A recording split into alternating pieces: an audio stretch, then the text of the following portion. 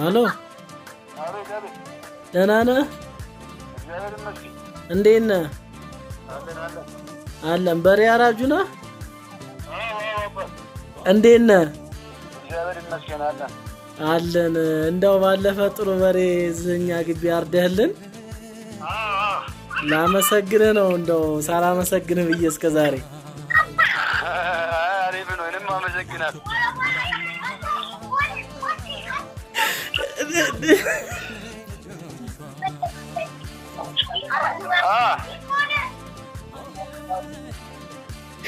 ደሬ ደህና ነህ? አይ እስካሁን መመስገን ነበረብህ። ዝም ብዬ ዘንግቼው ነው። አይ እኔም አመሰግናለሁ ስትል ያስቀኝ ነው። እና ማመስገን አለብኝ ክብር ስለሰጠኝ። አዎ አይ ግድ ነው። የሰው ልጅ ብዙ ጊዜ አያመሰግንም። ስለዚህ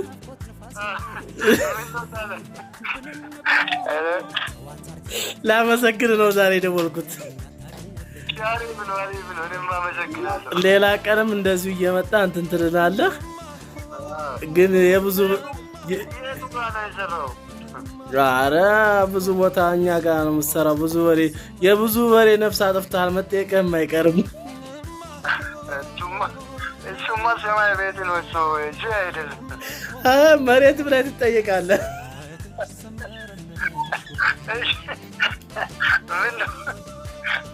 ኧረ በስመ አብ እኔ አውቃለሁ። አንተ ግን በጣም ኃይለኛ አራጅ ነህ። ግን እንደው ላመሰግንህ ነው ዛሬ ትዝ ሲለኝ። ለካ መመሰጋገን ጥሩ ነው። ላመስግንህ ብዬ ነው። በቃ እና እንደዛ ነው። በቃ አመሰግናለሁ። እሺ እንዳንተ አይነት መልካም ሰውና መልካም አራጅ ያስፈልጋል። በቃ ምን ያጋጠማችሁ ነገር አለ? ዛሬ አብዛችሁ የሆነ ነገር ያያችሁ ነገር አለ? አረ በእናትህ እንደ ሰው እኮ በቃ አርዳለሁ ብሎ ስንት ነገር ያደርጋል።